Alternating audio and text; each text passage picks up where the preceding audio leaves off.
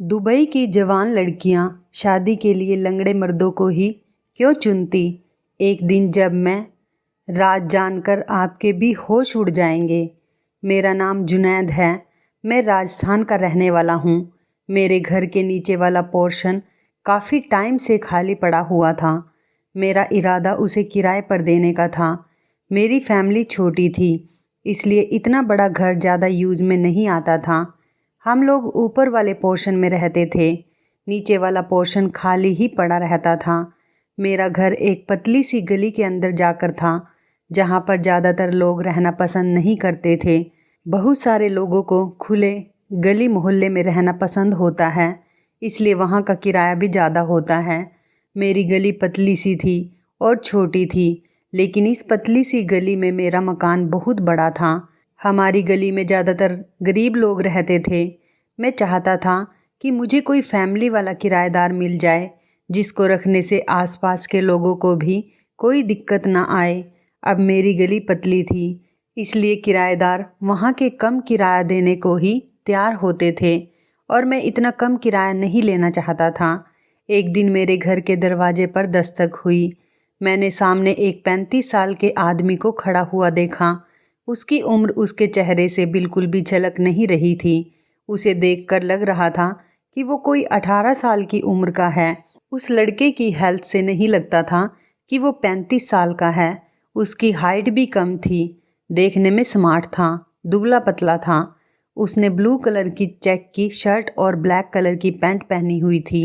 ऐसा लग रहा था जैसे वो काफ़ी पढ़ा लिखा हो। मुझे तो वो आदमी बहुत ही ज़्यादा अच्छा लगा था, लेकिन बेचारा लंगड़ा था। शायद किसी हादसे में अपनी एक टांग गंवा बैठा था। लेकिन उस टाइम वो हमारे घर पर अकेला ही खड़ा हुआ था, और मैं अकेले लड़के लड़कियों को कभी भी अपने घर किराए पर नहीं रखना चाहता था। मैंने उससे पूछा कि आप कौन हो और यहाँ पर किस तरह आना हुआ। तो उस आदमी ने जवाब दिया कि मेरा नाम फारूक है, और मैं आपके दरवाजे पर ये ऐड लिखा हुआ देखकर आया हूँ, जिस पर लिखा हुआ था कि हमारा घर किराए के लिए खाली है। मुझे लगा कि आपको किराएदार की ज़रूरत है, इसलिए मैं आपका घर किराए पर लेने के लिए आया हूँ। मैं समझ गया था कि ज़रूर वो लड़का मेरे दरवाजे पर किराएदार वाली बात पढ़कर ही आया होगा। मैंने उससे कहा कि जी बताइए, तो उसने बताया कि उसे मकान किराए के लिए चाहिए। मैंने उससे कहा कि आपको मेरे घर का किराया मालूम है। मेरा किराया बहुत ज़्यादा है, और मैं ज़्यादा पैसों पर ही किराएदार रखना चाहता हूँ, और इतनी पतली गली में इतना किराया कोई नहीं देगा। इसलिए मैं आपसे घुमा फिरा कर बात नहीं करूँगा, और ना ही आपका टाइम वेस्ट करूँगा। मैं 20,000 रुपये महीना किराया लेता हूँ। अगर आपको मंजूर हो तो फिर ठीक है, नहीं तो मैं बहस करके अपना और आपका टाइम ख़राब नहीं करना चाहता। वो आदमी कहने लगा, फिर ठीक है, मैं आपको 20,000 रुपये महीना देने के लिए तैयार हूँ, क्योंकि मुझे कहीं और घर मिल भी नहीं रहा, और मैं इस काबिल नहीं कि ज़्यादा भाग दौड़ कर सकूँ। एक एक्सीडेंट में मैंने अपनी एक टांग गंवा दी। ये मेरी मजबूरी है, इसलिए मैं आपके घर में रहने के लिए तैयार हूँ। मैं अपनी मजबूरी को जानता हूँ। मुझे आपकी मजबूरी के बारे में नहीं पता। मुझे कोई भी इंसान अपना मकान किराए पर देने के लिए तैयार नहीं। मैं पिछले मोहल्ले में भी पूछ कर आया हूँ, लेकिन कोई भी मुझे अपने घर में रखने के लिए तैयार नहीं है, सिर्फ इसलिए कि मैं अकेला हूँ। मैंने बड़ी हैरानी से उसकी तरफ देखते हुए पूछा, क्या मतलब है तुम्हारा? तुम अकेले हो? अगर तुम अकेले हो तो तुम एक कमरे में रहकर क्या करोगे? तुम किसी हॉस्टल में क्यों नहीं जाते? अब मैं भी उसे घूरते हुए देख रहा था। उसने मुझसे कहा कि भाई, मैं हॉस्टल में ज़रूर चला जाता, लेकिन हॉस्टल या तो लड़कियों के लिए होता है या फिर लड़कों के लिए, जबकि मेरे साथ मेरी पत्नी भी है। मैं उसके साथ यहाँ हॉस्टल में तो नहीं रह सकता। आप भी समझदार और फैमिली वाले लगते हैं। आपको पता होगा कि किसी औरत की हिफाजत करना कितना मुश्किल काम है, और यहाँ पर लोग हैं कि अकेले लड़के को मकान किराए पर देने के लिए राजी ही नहीं हो रहे। मेरी पत्नी और मेरी फैमिली में से कोई भी नहीं है। ना मेरी पत्नी की फैमिली वाले हमारे साथ रहते हैं, ना मेरे माता पिता। उस आदमी ने मुझे अपने बारे में सारी डिटेल बता दी थी। फिर मैंने पूछा, क्यों, तुम इस दुनिया में अकेले हो क्या? नहीं नहीं भाई साहब, मैं अकेले नहीं हूँ। मेरा परिवार दूसरे शहर में रहता है। मैं यहाँ पर काम के सिलसिले में आया था और यहाँ पर रहते हुए मुझे काफ़ी टाइम हो गया है। तभी मेरी मुलाकात यहाँ की एक लड़की से हो गई थी और मुझे उससे प्यार हो गया था। हम दोनों ने ही शादी कर ली। मैं जिस जगह पर काम करता था वो लड़की भी वहीं पर काम करती थी। बस वहीं पर हम दोनों की मुलाकात हो गई थी। लेकिन अब हम शादीशुदा हो गए हैं और हम दोनों ही एक साथ एक घर में रहना चाहते हैं और कोई भी हमें घर देने के लिए तैयार नहीं। आप ही बताइए, हमारे माता पिता दूसरे शहर में रहते हैं तो हम उनके पास तो नहीं जा सकते ना। पहले कंपनी ने हमें फ़्लैट दिए हुए थे।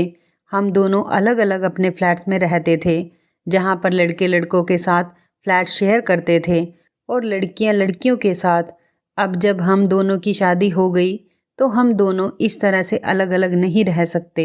अब हमें एक साथ रहने की ज़रूरत है और हमने शादी भी कोर्ट मैरिज की है। तो ऐसे में हम कसूरवार हो गए।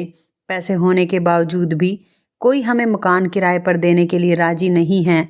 मैंने उस आदमी से कहा कि चलो कोई बात नहीं भाई साहब, तुमने शादी की है, मुझे खुशी है कि तुमने निकाह किया है, वरना तो आजकल लड़का लड़की आपस में गलत काम करते हैं और इसी वजह से गुनाह में शामिल हो जाते हैं, होटल में घूमते फिरते हैं और इस तरह से लड़का लड़की दोनों की ही बदनामी होती है। और जब एक शादीशुदा कपल मकान किराए पर लेने के लिए जाता है तो उससे हज़ारों सवाल जवाब किए जाते हैं। मैं भी आपको देखकर थोड़ा जज्बाती हो गया था। मैंने उस आदमी से काफ़ी देर तक बातचीत की क्योंकि मेरी अपनी फैमिली भी इसी घर में रहती थी। मेरे इस घर में मेरी 2 जवान बहनें, एक छोटा भाई और मेरी विधवा माँ रहती थी। मेरी उम्र 25 साल है और अभी तक मेरी शादी भी नहीं हुई। मेरे पिता की मौत अभी 4 साल पहले हुई थी और उनके मरने के बाद ही हमारे घर में बहुत सारी परेशानियां आ गई थी। मेरा काम भी कुछ ठीक नहीं चल रहा था। सोचा अगर मकान किराए पर दे देंगे तो शायद महीने में घर का कुछ खर्च निकल आया करेगा। वैसे भी नीचे का पोर्शन तो हमेशा ही खाली रहता है, तो क्यों ना उसमें किराएदार रखने के बाद कुछ पैसे ही कमा लिए जाएं। बहरहाल आज उस आदमी को अपने दरवाजे पर खड़ा हुआ देखकर मुझे उससे हमदर्दी महसूस हुई। मैंने उस आदमी से कहा कि भाई साहब, मैं आपसे ज़्यादा पैसे नहीं लूँगा, बस आपसे 15,000 ही ले लूँगा। बस तुम हर महीने टाइम पर किराया दे दिया करो, क्योंकि इस टाइम मुझे घर पर बहुत ज़्यादा परेशानियों का सामना करना पड़ रहा है और मुझे पैसों की सख्त ज़रूरत है। बाकी के लोग तो इस पतली गली में रहने के लिए 10,000 का किराया भी मुश्किल से दे पाते हैं, लेकिन अगर आप 15,000 में राज़ी हो तो आप मेरे घर में आकर रह सकते हैं। वो आदमी ये बातें सुनकर खुश हो गया था। उसके चेहरे पर तसल्ली थी और मैं भी खुश हो गया था। देखने में वो मुझे बहुत शरीफ और समझदार लग रहा था। उसके चेहरे पर एक अजीब सी परेशानी दिख रही थी। ऐसे आदमी ज़्यादातर नहीं तो बदमाश होते हैं और ना ही घर की औरतों के लिए खतरा होते हैं। क्योंकि उनके पास अपनी पत्नी भी थी तो मैंने सोचा कि मैं उन्हें मकान किराए पर दे देता हूँ। लेकिन मैंने उनसे ये भी पूछा कि आपकी पत्नी आपके साथ आज क्यों नहीं आई? तो वो कहने लगा, जी वो मेरे साथ कैसे इस तरह से मकान ढूंढने के लिए जा सकती थी। मैंने उससे कहा कि वो अपने फ्लैट में ही रह रही है, जब मुझे मकान मिल जाएगा तो मैं उसे भी ले आऊँगा। देखिए, मैंने आपसे झूठ नहीं बोला है। मुझे पता है अगर मैं आपसे किसी तरह का झूठ बोलूँगा तो आप मुझे घर से निकाल देंगे। कल आप मेरी पत्नी को खुद देख लेना, मैं उसे कल ही लेकर आ जाऊँगा। उस आदमी ने मुझसे नीचे वाले पोर्शन की चाबियाँ उसी टाइम ले ली थी। मैं अपनी माँ को ये खुशखबरी सुनाने के लिए सीढ़ियाँ चढ़कर ऊपर जा ही रहा था कि मेरी माँ वहीं सीढ़ियों पर खड़ी हुई मुझे मिल गई। उनके चेहरे पर बहुत सारा गुस्सा नजर आ रहा था। वो सारी बातें तो सुन चुकी थी। मुझसे कहने लगी, जुनैद, तुम बहुत ज़्यादा बेवकूफ़ होते जा रहे हो। ऐसा लग रहा है तुमने अपनी अकल भी खो दी है। मैंने सुना था तुम बहुत ज़्यादा अक्लमंद हो, लेकिन तुमने तो ऐसे अकेले आदमी को ही मकान की फ़ौरन ही चाबियां दे दी। जब वो कल अपनी पत्नी को साथ लेकर आता, तुम्हें तभी उसे चाबियां देनी चाहिए थी। तुम्हें पता नहीं है तुम्हारे घर में तुम्हारी 2-2 जवान बहनें भी बैठी हुई हैं। अगर वो रात को किसी भी टाइम अपने यार दोस्त के साथ घर में घुस आए तो क्या करेंगे हम? ऊपर से तुमने उसे ये भी बता दिया कि मेरे घर में मेरी 2 जवान बहनें और मेरी विधवा माँ भी रहती है। इस घर में मैं बड़ी हूँ, मुझसे बड़ा कोई नहीं है। इस तरह किसी अजनबी को अपनी डिटेल नहीं देनी चाहिए बेटा। अम्मी की डांट सुनकर मैं खामोश हो गया था, क्योंकि मैं समझ गया था कि गलती मेरी ही है। मुझे इस तरह से किसी अजनबी के सामने अपनी फैमिली की डिटेल शेयर नहीं करनी चाहिए। फ़िलहाल अब जो हो गया था उसका तो ऊपर वाला ही मालिक था, मैं तो कुछ नहीं कर सकता था। जो बातें मेरे मुंह से निकल गई थी वो वापस तो आने वाली नहीं थी। खैर, मैंने सोचा था कि कल जब वो अपनी पत्नी के साथ आ जाएंगे तो देखा जाएगा, और अगले दिन ऐसा ही हुआ। सुबह के 8 बजे हमारे घर के बाहर एक बड़ी सी गाड़ी ने हॉर्न बजाया। मैं हैरान था कि उस आदमी के पास तो गाड़ी भी है, लेकिन गौर से देखा तो गाड़ी को वो आदमी नहीं बल्कि गाड़ी को कोई लड़की चला रही थी। लेकिन लड़की कोई मॉडर्न नहीं थी, सीधी सादी सिंपल सी लड़की थी। मैं समझ गया कि यकीनन वो अपने माता पिता की इकलौती औलाद होगी। उसके पास लगभग 20 लाख रुपए वाली कार थी, और 20 लाख रुपए की कार चलाना किसी आम इंसान के लिए बहुत बड़ी बात होती है। मैं उन्हें देखकर हैरान हो गया था। मैंने दिल में सोचा कि अगर ये लोग चाहें तो अपनी कार बेचकर मकान खरीद सकते हैं। उस लड़के ने मुझसे कहा कि आज से मेरी पत्नी आपकी बहनों की सहेली बनकर रहेगी, लेकिन फिर वो कुछ देर के लिए खामोश हो गया और अंदर चला गया। उसने अपनी पत्नी को कमरे के अंदर इस तरह से बंद किया जैसे वो कोई खजाना हो और मैं उसे चोरी कर लूँगा। मुझे तो बड़ी हैरत हो रही थी। कल तो उसने मेरे साथ इतना फ्रेंडली बिहेव किया था, जैसे मुझे अपनी पत्नी से मिलवाएगा, हमें अपनी लव स्टोरी की डिटेल सुनाएगा, लेकिन आज वो बिल्कुल ही अलग था। उसने कमरे के दरवाजे को बाहर से बंद कर दिया, जैसे मैं उसकी पत्नी को खा जाऊंगा। मुझे उसका ये बिहेवियर बहुत बुरा लगा, लेकिन फिर मैंने सोचा कि क्या पता उसकी पत्नी ने अपने पति को मुझसे बात करने से मना कर दिया हो। बहुत सी लड़कियां लड़कों को इसी तरह से अपने कंट्रोल में रखती हैं और अपने पतियों से वही करवाती हैं जो उन्हें करवाना होता है। लड़कियों की तो यही आदत होती है। फिर मैं ऊपर आ गया। मेरी अम्मी ने कह दिया कि देखो, इस आदमी ने तो तुम्हें अपनी पत्नी से मिलवाया तक नहीं। मैं ऊपर से सब कुछ देख रही थी। मुझे ये लोग थोड़े अजीब लग रहे हैं जुनैद बेटा। मेरी मानो तो इन लोगों से अभी से ही इनके आईडी कार्ड वगैरह की कॉपी ले लो। ऐसा ना हो कि कल को ये लोग कोई गलत काम करके यहाँ से भाग जाएं या हमारे घर से ही कुछ चोरी करके ले जाएं, तो हम लोग कहाँ जाएंगे। मैंने ऐसा ही किया।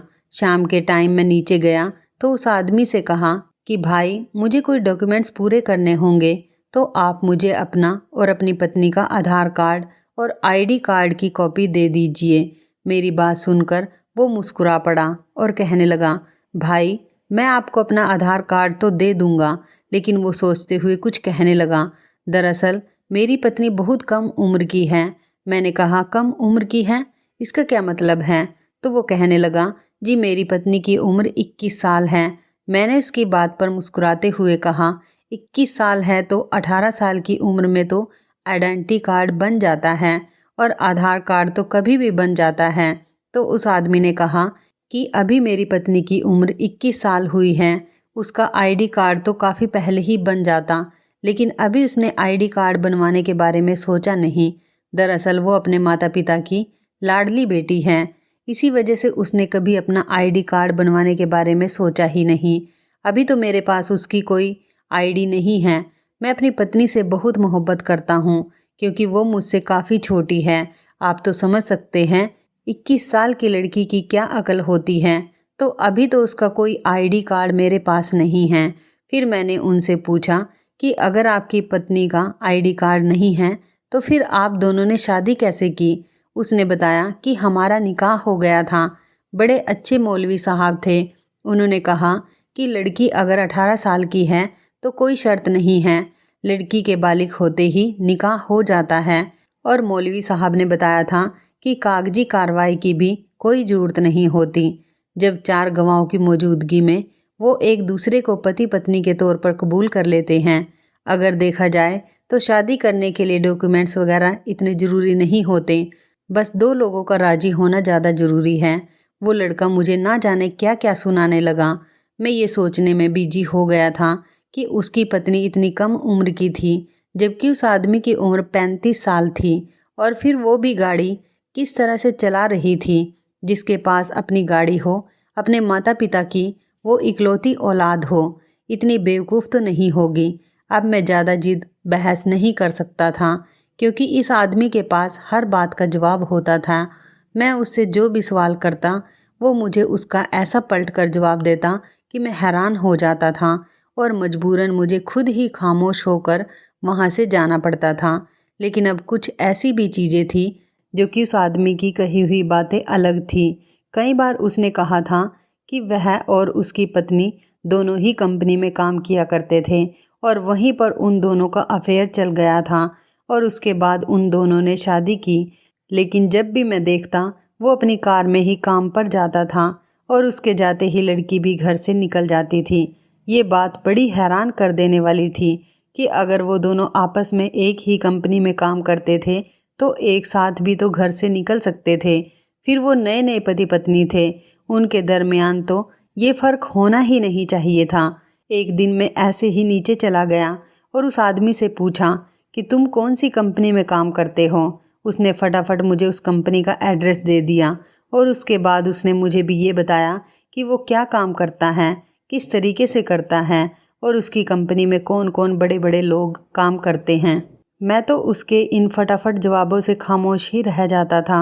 मैंने कहा कि ये तो अच्छी बात है, तुम बहुत मेहनती इंसान हो। ये कहकर मैं ऊपर आ गया था। मेरी अम्मी कानों को हाथ लगाए हुए तौबा तौबा कर रही थी। मैंने हैरान होते हुए उनकी तरफ देखा और पूछा क्या हुआ है। तो मेरी मम्मी कहने लगी, जुनैद बेटा, ये तुमने कैसे लोगों को घर में जगह दे दी है। मैंने कहा अब क्या हो गया है अम्मी, क्या कर दिया है। मैंने तो सिर्फ उससे इतना ही पूछा था कि वो कहाँ पर काम करता है, कोई गुनाह तो नहीं कर दिया। मैं वहीं पर खड़ा था। मम्मी कहने लगी, मैंने कुछ ऐसा देखा है, मैं तुम्हें बता भी नहीं सकती कि मैंने क्या देखा है। मैंने कहा मम्मी, आप कितनी घुमा फिरा कर बातें करने लगी हो, अब बता भी दो ना, आपने क्या देखा है। मेरी बात सुनकर अम्मी ने कानों को हाथ लगा लिए और कहने लगी कि मैं क्या देखती हूँ जुनैद, कल मैं गैलरी से नीचे झांक रही थी तो मैंने देखा कि उस नए किराएदार की पत्नी बाथरूम से बाहर नहाकर निकल रही थी और उसने इतने छोटे छोटे कपड़े पहने हुए थे कि मैं तुम्हें बता भी नहीं सकती। हमारे घर में भी तो बेटियां हैं, हमारी बेटियां अगर उनको ऐसे छोटे छोटे कपड़े पहना हुआ देखेंगी तो उन पर क्या असर पड़ेगा। इस लड़की को तो कोई शर्म हया ही नहीं है। न जाने ये किस किस्म की लड़की है जो इस तरह के छोटे छोटे कपड़े पहनकर ही घर में घूमती है।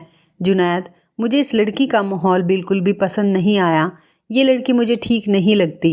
मैं कई दिनों से इस लड़की को छोटे छोटे कपड़े पहनते हुए घर में टहलता हुआ देखती हूँ। तुम सोच भी नहीं सकते बेटा, जिस तरह से लड़कियाँ फिल्मों में छोटे छोटे कपड़े पहनती हैं, ये लड़की बिल्कुल उसी तरह के कपड़े पहनकर फिरती है। मैंने इस लड़की को कल भी ऐसे ही कपड़े पहने हुए देखा था। एक दिन की बात नहीं है, ये तो रोज़ ही इसी तरह से बाथरूम से नहा कर निकलती है और वही कपड़े पहन लेती हैं। मान लो अगर कल को किसी और ने हमारे घर में जाकर उसे इस तरह छोटे छोटे कपड़ों में फिरते हुए देख लिया तो हमारा क्या होगा। लोग हमारी क्या इज्जत करेंगे। यही कहेंगे कि हमने कैसे किराएदार को घर में रखा हुआ है। अम्मी की बात सुनकर मैं भी डर गया था। फिर हंसते हुए कहने लगा, अम्मी जान, तुम लोगों की जासूसी मत किया करो। तुम्हें लोगों के घर में झांकने की क्या जरूरत आ पड़ी। पढ़े लिखे लोग हैं, कंपनी में काम करते हैं, इसलिए इस तरह के कपड़े पहनते होंगे। और आजकल तो वैसे भी माहौल छोटे कपड़े पहनने का ही है। और आपका क्या हक बनता है कि आप किसी की गैलरी से नीचे झांक कर खबरें लो और फिर तुम मसाले लगाकर मुझे बताओ। वो दोनों पढ़े लिखे लोग हैं, उनका माहौल बिल्कुल अलग है। अगर वो इस तरह के कपड़े पहनती भी है और उसके पति को इससे कोई ऐतराज़ नहीं है तो फिर हमें भी उसके ऐसे कपड़े पहनने पर कोई ऐतराज़ नहीं होना चाहिए। और इस तरह से कपड़े पहन भी लिए तो आपको कोई परेशानी नहीं होनी चाहिए। आप बेवजह उन लोगों पर निगाह मत रखा करो। मेरी बात सुनकर मेरी मम्मी भी हंस पड़ी और कहने लगी, ऐसी बात नहीं है बेटा, घर में 2 जवान बेटियां हैं, मुझे बस अपनी बेटियों की फिक्र लगी रहती है। कहीं कोई मेरी बेटियों पर उंगली ना उठा ले। मेरी बेटियां बहुत शरीफ हैं और फिर तुम भी तो मेरे जवान बेटे हो। ऐसी लड़कियां एक के बाद एक लड़के को अपने जाल में फंसा लेती हैं। खैर, तुम खुद नीचे जाकर किसी दिन उस लड़की के पति को समझा देना कि इस तरह के कपड़े पहनकर घर में ना घूमा करे, क्योंकि आसपास के लोग भी तो देख सकते हैं ना, और इस तरह से इस लड़की की खुद की भी तो बदनामी हो जाएगी। मैंने कहा, आप बिल्कुल ठीक कह रही हो अम्मी जी, लेकिन मैं उसके पति से इस तरह की बात नहीं कर सकता, वरना वो सोचेगा कि शायद मैं भी तुम्हारी तरह नीचे झांक झांक कर देखता हूँ। फिलहाल बात पूरी करके मैं अपने घर से निकल आया था, लेकिन मैंने सोचा था कि मेरी माँ, जो मोहल्ले से और आसपास के लोगों की वजह से परेशान और फिक्रमंद थी, वो बिल्कुल ठीक थी, और बिल्कुल ऐसा ही हुआ था। ठीक 2 दिन के बाद जब मैं सामान लेने के लिए अपनी गली से बाहर जा रहा था, तो मुझे किराना स्टोर पर खड़े हुए हमारे घर के सामने रहने वाले वाजिद साहब ने रोक लिया। साहब बहुत पढ़े लिखे आदमी थे और हमारी गली में रहते हुए तकरीबन उन्हें 25 साल हो गए थे। पूरे परिवार के साथ वो यहाँ पर रह रहे थे। वाजिद साहब के माता पिता की मौत हो चुकी थी। अब वो अपनी पत्नी और अपने बच्चों के साथ घर में रहते थे। मुझे देखते ही उन्होंने मुझे अपने पास आने का इशारा किया। कहने लगे, अरे जुनैद बेटा, मुझे तुमसे एक ज़रूरी बात करनी है। वाजिद साहब बहुत ज़्यादा परेशान लग रहे थे। मैंने कहा, जी वाजिद साहब, कहिए क्या बात है। तो वो कहने लगे, दरअसल जो बात मैं आपसे करना चाहता हूँ वो मैं नहीं बल्कि मोहल्ले के 3-4 बड़े बड़े और लोग भी आपसे बात करना चाहते हैं। आप बताओ, अगर आज तुम किसी टाइम फ्री हो तो गली के कुछ लोगों के साथ मीटिंग पर आ जाना। सारी बात वहीं पर होगी। हम सब गली के लोग तुमसे बात करना और मिलना चाहते हैं। मैंने कहा, अरे वाजिद साहब, मैं कब से कोई ऐसा सेलिब्रिटी बन गया कि लोग मुझसे बात करना चाहते हैं। वाजिद साहब ने कहा, नहीं, ऐसी कोई बात नहीं है। दरअसल तुमने जिन लोगों को मकान किराए पर दिया हुआ है, हम उनके बारे में तुमसे कोई बात करना चाहते हैं। मैंने वाजिद साहब को समझाने की कोशिश की तो उन्होंने हाथ उठाकर मुझे रोक दिया और कहने लगे कि यहाँ पर बात नहीं करते हैं, रात को ही आप मेरे घर पर आ जाइएगा, वहीं पर मीटिंग होगी और वहीं इस बारे में बात होगी। मैं परेशान हो गया था। न जाने ऐसी कौन सी बात थी, मुझे अम्मी की बात याद आने लगी। यकीनन वो ठीक ही कह रही थी कि ज़रूर मोहल्ले में आसपास किसी न किसी ने उस लड़की को छोटे छोटे कपड़ों में घूमते हुए देख लिया होगा। क्या पता जो लड़की कमरे के अंदर ऐसे फिरती है, घर के आंगन में भी वो ऐसे ही फिरती होगी। ऐसा तो फिर आस पड़ोस की औरतों ने भी ज़रूर नोटिस किया होगा। औरतों का तो काम ही दूसरों के घरों में झांकना और उनकी तरह तरह की खबरें लेना है और फिर मसाले लगाकर अपने पतियों को बताती होंगी। बस यही बातें थी जो मुझे डरा रही थी। मैंने सोचा कि मैं रात को वाजिद साहब के पास जाने से पहले अपने किराएदार से ज़रूर बात करूँगा। वो वैसे भी मुझे 2-3 दिन से दिखाई नहीं दे रहा। मैं शाम के 7 बजे वाजिद साहब की तरफ निकल गया।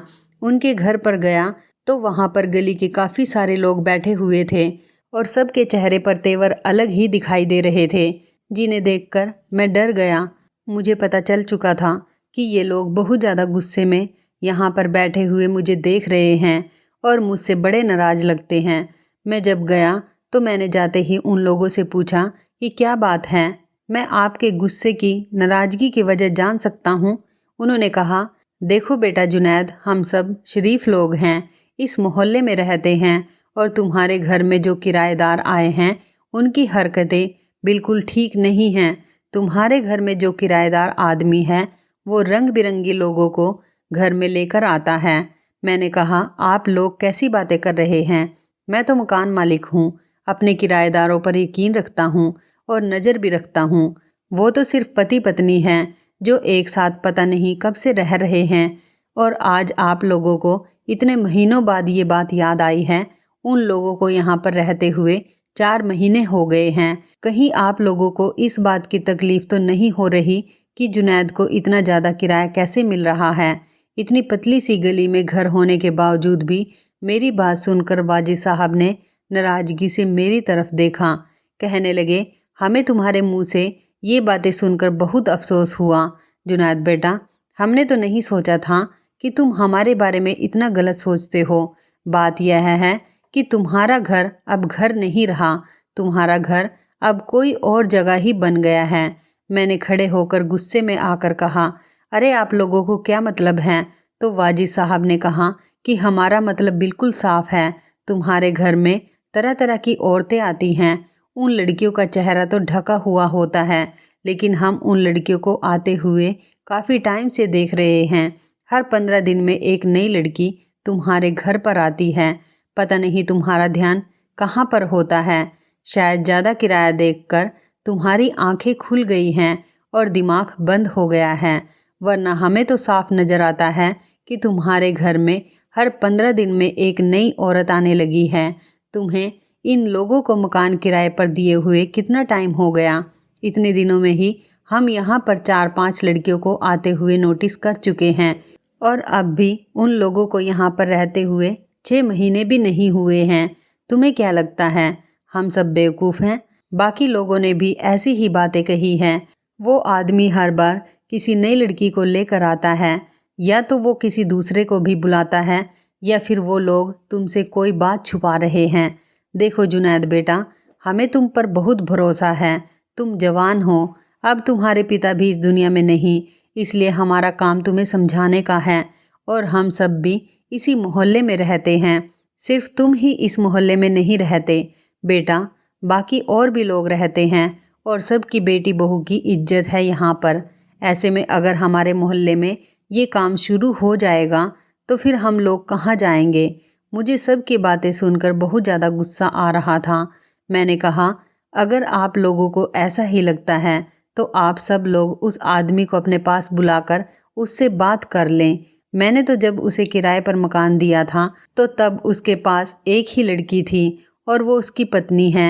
अब आप लोग कह रहे हैं कि घर पर काफ़ी सारी लड़कियां आती हैं। मैंने वहाँ सारे मौजूद लोगों से कहा कि मैं किराएदार से अभी बात करता हूँ। मैंने अपने किराएदार को फ़ोन किया। उसने कहा कि मैं रास्ते में हूँ, मुझे घर पहुँचने में अभी 20 मिनट लगेंगे। मैंने उससे कहा, घर जाने के बजाय तुम नुक्कड़ वाले घर में आ जाना, मैं तुम्हें बाहर लेने आ रहा हूँ। थोड़ी देर के बाद वो आदमी हमारे बीच में बैठा हुआ था। उसके सामने सब लोगों ने अपनी अपनी शिकायत रखी तो उस आदमी ने लोगों की यह बात मानने से साफ इनकार कर दिया कि वहाँ पर कोई लड़कियाँ आती हैं। कहने लगा कि मैं अपनी पत्नी के साथ रहता हूँ और जुनैद मेरी पत्नी को जानता है। मैंने कहा, मैंने आपकी पत्नी को एक बार ही देखा है, मगर ये सब लोग कह रहे हैं कि तुम्हारे घर में अलग अलग औरतें आती हैं। क्या यह बात सच है या झूठ? अब इस बात का जवाब तो आप ही लोगों को दे सकते हो। वो आदमी कहने लगा, बिल्कुल नहीं जनाब, ये सब लोग झूठ बोल रहे हैं। मैंने कहा, क्या मैं आपकी पत्नी का चेहरा देखकर इन्फॉर्मेशन ले सकता हूँ कि घर में तुम्हारी पत्नी ही आती है या फिर कोई और लड़की आती है? मेरे इस तरह से कहने पर वो भी बुरी तरह से घबरा गया था। वो कहने लगा, आप ऐसा नहीं कर सकते। मैं मानता हूँ कि 2-3 लड़कियों को मैं यहाँ पर लेकर आया हूँ, पर मैं कोई गलत काम नहीं कर रहा। वो सब मेरे साथ शादी करके यहाँ पर आती हैं और शादी करने के बाद साथ रहने में कोई गुनाह या कोई बुरी बात तो नहीं। वैसे भी मैं अगर 4 औरतें भी रखूं और चारों से निकाह कर लूं तो इसमें आप लोगों को कोई शिकायत नहीं होनी चाहिए। मैं तो मोहल्ले के लोगों से भी ज़्यादा बातचीत नहीं करता, बस अपने काम से काम रखता हूँ, इसलिए आप लोग बेवजह मुझे सवाल करके परेशान कर रहे हैं। मैंने कहा, भाई साहब, आपने मुझसे कहा था कि एक ही लड़की है, अब 3-4 लड़कियों की बात कर रहे हो, जबकि मोहल्ले के लोगों को पता है कि आप हर 15 दिन में नई लड़की लेकर आते हो। तो वो आदमी कहने लगा, इसमें क्या परेशानी है? वो सारी लड़कियां खुद आती हैं, अपनी मर्जी से आती हैं। मैं उन्हें किडनैप करके तो यहाँ पर नहीं लाता। वाजी साहब ने कहा, वो लड़कियाँ आती कहाँ से हैं ये तो बताओ, और हमें क्या भरोसा, क्या पता तुम किसी शरीफ आदमी की बेटी को लेकर आते हो। तो वो आदमी कहने लगा, नहीं नहीं, ऐसी बात बिल्कुल भी नहीं है। वो लड़कियां मेरे साथ शादी करके आती हैं, बल्कि वो इस मोहल्ले की क्या, इस देश की ही औरतें नहीं हैं। वो दुबई की लड़कियां हैं, मेरे साथ शादी करती हैं और खुशी खुशी रहती हैं। वाजी साहब ने ताली बजाते हुए कहा, लो भाई, इनकी नई कहानी सुनो। दुबई की लड़कियां तुम्हारे साथ शादी करने के लिए ही क्यों आती हैं? हम तो इस बात को नहीं मान सकते। और वहाँ की औरतें इस तरह से दुबई जैसी इतनी अच्छी जगह को छोड़कर यहाँ आकर क्यों रहेंगी? और तुम जो लड़कियां लेकर आते हो उनका चाल चलन ही अलग होता है। वो सब देखकर हमें पता चल जाता है कि वो कहाँ की है। या तो तुम अपनी पत्नी को हमसे मिलवाओ या फिर हमें साफ साफ बता दो कि तुम क्या कर रहे हो। इससे पहले कि वो आदमी इस बात से इनकार करता, मैंने अपनी मम्मी को फ़ोन करके कहा कि किराएदार की पत्नी को लेकर वाजिद साहब के घर में आ जाओ। भले ही वो आपसे खुद को छिपा कर रखेगी, लेकिन आप उससे ज़बरदस्ती बात कर लेना। आज हमारे सारे सवालों का जवाब वो ज़रूर देगी। ऐसा भी हो सकता है शायद वो लड़की भी हमसे बात करना चाहती हो। लगभग 15 मिनट गुजर गए थे और वो लड़की मेरी मम्मी के साथ वाजिद साहब के घर में दाखिल हुई। उसने मॉडर्न टाइप के कपड़े पहने हुए थे। वो किसी फिल्म की हीरोइन की तरह लग रही थी। उसे देखकर ऐसा लग रहा था कि यह किसी दूसरे देश की है। उसने अपनी भाषा में हमें बताना शुरू किया कि ये जो आदमी है उसके साथ रहता है, उसे धोखा देकर यहाँ पर लेकर आया है। इस आदमी ने पहले सोशल मीडिया के जरिए मुझे फंसाया और जब मैं यहाँ आई तो मैंने देखा कि ये कोई लड़का नहीं बल्कि ये तो 35 साल का आदमी था। ज़बरदस्ती इसने मेरे साथ शादी कर ली और फिर जब बच्चा हो गया तो बच्चे की जिम्मेदारी उठाने से मना कर रहा है। मैं इसकी खातिर दुबई से यहाँ पर आई थी, लेकिन ये तो कहता है कि हर महीने मेरे जैसी कई लड़कियाँ इसके पीछे पागल रहती हैं और शादी करने की वजह से अपना मुल्क छोड़कर यहाँ पर आ गई है। लेकिन इसका कहना है कि ये किसी से भी शादी जब तक नहीं करेगा जब तक वो अपना सारा बैंक बैलेंस इसके नाम नहीं कर देती। मैंने इस आदमी को धमकी दी थी कि अगर यही सब चलता रहा तो मैं दुबई की हुकूमत से मदद लेकर पुलिस बुलवा कर इसको इतना पिटवाऊंगी कि ये सारी ज़िंदगी याद रखेगा। हमने जब उस आदमी से बात की तो उसने कहा कि वो एक काम फेसबुक से लड़कियां फंसाने के लिए करता है। लड़कियों के साथ कुछ टाइम रहता है, फिर उनका ऐसा दिल दुखाता है कि वो खुद ही यहाँ से भाग जाती हैं। मैं बड़ा हैरान था कि उस 35 साल के आदमी के अंदर इतना ज़्यादा हुनर कहाँ से आया था कि दुबई की लड़कियां फंसाकर यहाँ लेकर आ रहा था। हमसे तो 24 साल का होते हुए भी आज तक कोई लड़की नहीं पटी थी और इस आदमी के पास ना रुपए थे, ना पैसे थे और ना ही कोई खास शक्ल थी। फिर भी दुबई की गोरी गोरी लड़कियां इसके पास आ रही थी। आज तक मैंने बिना किसी सूरत शक्ल के या बिना किसी पैसे रुपए के किसी औरत को किसी मर्द के लिए इतना पागल हुए नहीं देखा था। क्या लड़कियां प्यार में इतनी पागल हो जाती हैं? लेकिन हाँ, एक औरत अपना सब कुछ एक मर्द की बातों में आकर कुर्बान कर देती है। तो जो लोग हर टाइम यही शिकायत करते रहते हैं कि उनकी पत्नी उनसे खुश नहीं रहती, ये कहानी उनके लिए एक नसीहत है कि अगर एक औरत सिर्फ बातों की बुनियाद पर अपना सब कुछ छोड़ छाड़ कर 7 समुंदर पार तक आ सकती है, तो आपकी पत्नी आपके साथ क्यों खुश नहीं रह सकती? तो ज़रूर फिर आपके अंदर ही कोई कमी होगी, आपकी बातें ही कड़वी होंगी। उस आदमी को तो हमने पुलिस के हवाले कर दिया। पुलिस ने धोखाधड़ी के केस में उसको बंद कर लिया और उस लड़की को इंसाफ मिला या नहीं मिला ये हमें पता नहीं, क्योंकि वो लड़की हमारा घर खाली करके जा चुकी थी। एक औरत जितना मर्द की बातों से खुश हो सकती है, ऐसी खुशी उसे दुनिया की कोई चीज़ नहीं दे सकती।